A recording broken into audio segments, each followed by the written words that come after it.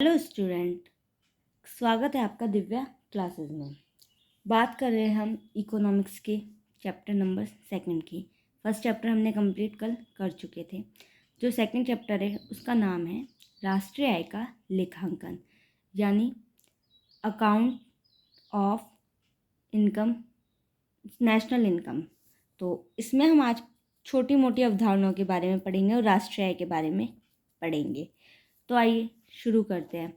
Guys, ये चल रहा है समष्टि अर्थशास्त्र का सेकंड चैप्टर। तो इसमें हम पहले पढ़ेंगे अंतिम वस्तुएं क्या होती है, अंतिम वस्तुओं के भाग कौन कौन से होते हैं। फिर हम इसमें क्या क्या पढ़ेंगे, अंतिम वस्तुओं के बारे में पढ़ेंगे, अंतिम वस्तु के प्रकार पढ़ेंगे, फिर उनके अंदर क्या क्या है वो चीज़ें पढ़ेंगे।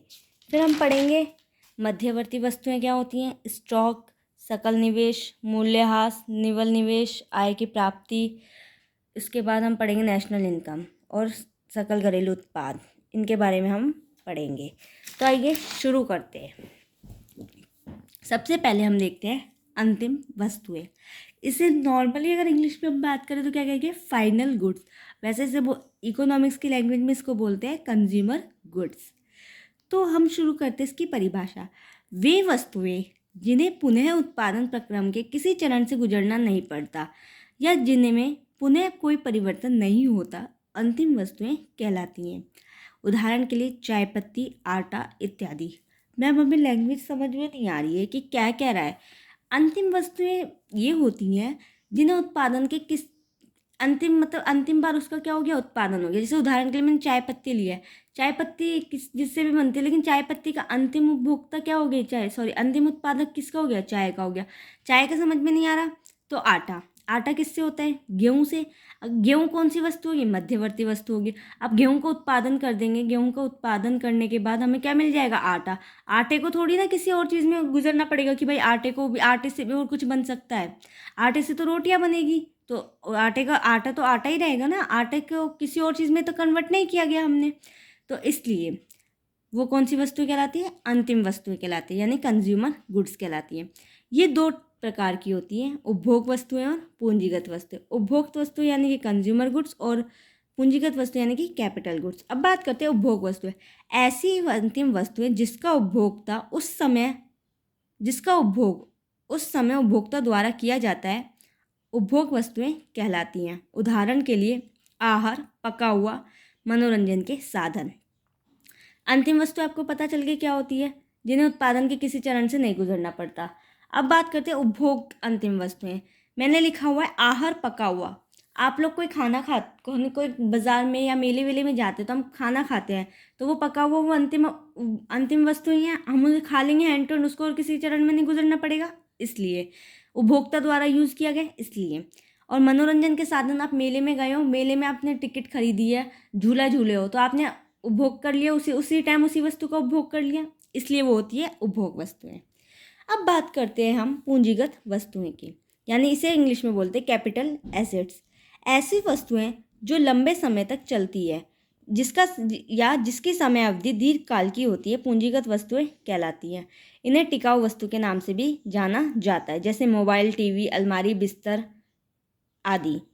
क्या बोला है मैंने, पूंजीगत वस्तुएं कौन सी वस्तु होती है जो लंबे समय तक चलेगी। ऐसा नहीं है कि भाई अभी ख़त्म हो गई तो अभी लेके आओ, या फिर महीने में 2 बार आ जाती है, या फिर कभी क्या नाम है डेली डेली आ रही है। जैसे अब हमने कोई फिक्स एसेट्स खरीद लिया, हमने कोई वॉशिंग मशीन खरीदी है। अब ऐसा थोड़ा ना है कि वॉशिंग मशीन 10 दिन में दोबारा खरीद लेंगे या 15 दिन में। उसकी भी तो वारंटी होती है 1 साल तक, मिनिमम समय अवधि कितनी है उसकी, 1 साल तक। तो वो कौन सी वस्तुएं कहलाती हैं, पूंजीगत वस्तुएं कहलाती हैं। अब बात करते हैं मध्यवर्ती वस्तुएं। अभी हमने पढ़ा था अंतिम वस्तुएं, अब हम बात करेंगे मध्यवर्ती वस्तु।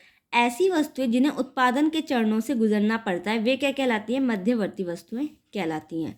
मतलब कि जैसे कपास से क्या बनेगा, रुई से धागा, धागे से कपड़ा। तो कपड़े को किन किन वो चरणों से गुजरना पड़ा, कपड़ा पहले धागा, धागा को किससे गुजरना पड़ा, कपास से। ठीक है। अब चीनी है, चीनी अंतिम वस्तु है, लेकिन चीनी को किससे गुजरना पड़ा, गन्ने से। तो यहाँ धागा और गन्ना क्या हो गया, मध्यवर्ती वस्तुएं हैं। ठीक है। अब बात करते हैं स्टॉक या स्कंद। सामान्य शब्दों में किसी व्यवसाय में वित्तीय वर्ष, जो हमारा वित्तीय वर्ष होता है, जो कॉमर्स का जो फाइनेंशियल ईयर होता है, वो होता है 1 अप्रैल से 31 मार्च। या उस चालू वर्ष के अंत में जो माल बिका हुआ रह जाता है वह क्या कहलाता है? स्टॉक कहलाता है। सपोज करो आप लोगों का कोई बिजनेस है, हमारा बिजनेस स्टार्ट हुआ है 1 अप्रैल 2022 को और ख़त्म हुआ है 31 मार्च 2023 को। हमारा होता है मोबाइल का बिजनेस, ठीक है, मोबाइल की शॉप है हमारी। हमने कोई सी भी कंपनी, सैमसंग के इतने सारे मोबाइल लगाए थे, सैमसंग के मोबाइल बिक गए, 2 जो बचे वो क्या हो गया? स्टॉक हो गया। 31 मार्च तक हमने देखा है कि हमारे पास इतने मोबाइल्स थे तो इतने बचे हैं, तो वो क्या हो गया? स्टॉक हो गया। अब बात करते हैं सकल निवेश यानी ग्रॉस इन्वेस्टमेंट की। वह निवेश पूंजीगत वस्तु पर लगे मूल्यह्रास को सम्मिलित करता है, सकल निवेश कहलाता है। मतलब ग्रॉस इन्वेस्टमेंट, इसमें क्या इंक्लूड है? मूल्यह्रास इंक्लूड है, यानी डेप्रिसिएशन। वह निवेश पूंजीगत वस्तुओं पर लगे मूल्यह्रास को, जैसे मैंने कोई अलमारी खरीदी, कोई मशीनरी खरीदी, उसमें क्या हो गया? डेप्रिसिएशन इंक्लूड है। मूल्यह्रास अभी मैं आपको आगे बताऊंगी कि मूल्यह्रास होता क्या है, उसके बारे में भी आगे पढ़ेंगे। तो मूल्यह्रास सम्मिलित है, वो क्या कहलाता है? सकल निवेश कहलाता है। ठीक है, अब बात करते हैं मूल्यह्रास। मूल्यह्रास क्या होता है? मूल्यह्रास 2 शब्दों से मिलकर बना है, मूल्य प्लस हास। या मूल्य का मतलब क्या होता है? पैसा। हास का मतलब क्या होता है? कमी। अर्थात किसी भी स्थायी संपत्ति या किसी भी पूंजीगत संपत्ति के मूल्य में गिरावट आना, कमी आना क्या कहलाता है? मूल्यह्रास कहलाता है। अब बात करते हैं अर्थशास्त्र की भाषा में। पूंजीगत वस्तु के उपयोग से उसके मूल्य में होने वाली कमी क्या कहलाती है? मूल्यह्रास कहलाती है। सपोज करो हमने एक वॉशिंग मशीन खरीदी है 27,000 रुपये की, ठीक है, उसके मूल्य हमने कितने? 27,000 की खरीदी है। जब हम उसको 3-4 या 4 साल में बेचेंगे तो क्या वो 27,000 में बिकेगी? नहीं, उसमें कुछ पार्ट्स चेंज होंगे या फिर कोई ख़राब हो गई, घिसावट आई, हमने इतना यूज़ लिया है तो उसके मूल्य में क्या हो गई? कमी होगी। अब वो 27 की 17 या 15 में बिक रही है, तो वो क्या हो गया? मूल्यह्रास हो गया। अब बात करते हैं निवल निवेश। सकल निवेश समझ में आ गया, जिसमें क्या होता है? स्थायी संपत्ति में क्या इंक्लूड होता है? मूल्यह्रास ग्रॉस में। और निवल निवेश यानी कि नेट इन्वेस्टमेंट। निवल निवेश क्या होता है? जिसमें हम पूंजीगत वस्तुओं में से या सकल निवेश में से मूल्यह्रास को घटाने पर जो निवेश प्राप्त होगा उसे निवल निवेश कहते हैं। जैसे इसका एक फॉर्मूला हम मान लेते हैं कि ग्रॉस इन्वेस्टमेंट माइनस डेप्रिसिएशन। एक सेकेंड, तो मैंने लिख दिया यहाँ पे NI बराबर जो नेट इन्वेस्टमेंट है उसका हो गया GI माइनस डेप्रिसिएशन। GI यहाँ पे क्या है? Gross investment. D यहाँ पे क्या है? डेप्रिसिएशन। अब बात करते हैं आय की प्राप्ति, इनकम रिसीव। इसमें हम यह देखते हैं कि किसी भी व्यक्ति को उसके कार्य के बदले में जो प्रतिफल प्राप्त होता है उसे क्या कहते हैं? आय की प्राप्ति कहते हैं। मतलब कोई भी आदमी, आजकल तो ज़माना ऐसा है कि हमें क्या करना पड़ता है, कुछ भी काम करेंगे तो हमें कुछ ना कुछ तो देना या लेना पड़ता ही है, तो बिना पैसे के तो कोई काम करेगा नहीं। तो ऐसे भी कोई भी व्यक्ति, चाहे वो कोई भी हो, मजदूर हो या कोई कंपनी में काम करने वाला कर्मचारी हो, सबको क्या मिलेगी? सैलरी मिलती है, तो वो क्या कहलाता है? आय की प्राप्ति कहलाती है। अब हम इसमें देखेंगे किसको क्या क्या मिलता है। तो बात करते हैं श्रमिक की। श्रमिक कौन होता है? लेबर। इसको क्या मिलती है? वेजेस। भूमि यानी कि लैंड, लैंड पे क्या मिलता है? लगान यानी कि फाइन। उद्यमी कौन होता है? एंटरप्रेन्योर। इनको क्या मिलता है? प्रॉफिट यानी लाभ। पूंजीधारी, जो पूंजीधारी होते हैं, पूंजीधारी कौन होते हैं? जो पूंजी धारण करते हैं, वो क्या देते हैं? उनको क्या मिलता है? ब्याज यानी कि कैपिटलाइजेशन जो होते हैं उनको क्या मिलता है? इंटरेस्ट।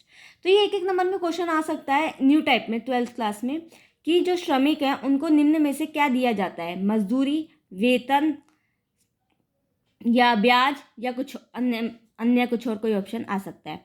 अब बात करते हैं नेशनल इनकम की बात, जो हमारा चैप्टर का नाम है, राष्ट्रीय आय। सामान्य शब्दों में एक वित्तीय वर्ष में किसी देश में अर्जित की गई कुल आय क्या कहते हैं? अर्जित आय की कुल मात्रा को क्या कहते हैं? National income. सामान्य शब्दों में जैसे हम कहें राष्ट्रीय आय, राष्ट्रीय आय मतलब देश की आय, देश को जितने पैसों की प्राप्ति हो रही है वो क्या कहलाता है? National income. लेकिन हम बात करते हैं इकोनॉमिक्स में, प्रसिद्ध अर्थशास्त्री कुंट, उन्होंने बताया कि एक वित्तीय वर्ष में उत्पादित की गई वस्तु व सेवा का मूल्य को क्या कहते हैं? राष्ट्रीय आय कहते हैं। ठीक है, नेशनल इनकम समझ में है। अब बात करते हैं सकल घरेलू उत्पाद, ग्रॉस डोमेस्टिक प्रोडक्शन। किसी एक वित्तीय वर्ष में उत्पादित की गई वस्तु व सेवा के कुल मौद्रिक मूल्य या बाजार मूल्य को क्या कहते हैं? सकल घरेलू उत्पाद कहते हैं। मतलब एक वित्तीय वर्ष में वही 1 अप्रैल से 31 मार्च में कितनी वस्तुओं का उत्पादन किया गया है देश में, जो टैक्स भरेगा। अगर देश में ज़्यादा वस्तुओं का उत्पादन किया जाएगा तो हमें क्या होगा? लोगों की इनकम ज़्यादा होगी, लोगों की इनकम ज़्यादा होगी तो वो क्या होंगे? टैक्स होंगे, तो टैक्स भरेंगे, इससे क्या होगी? नेशनल की इनकम होगी। ठीक है।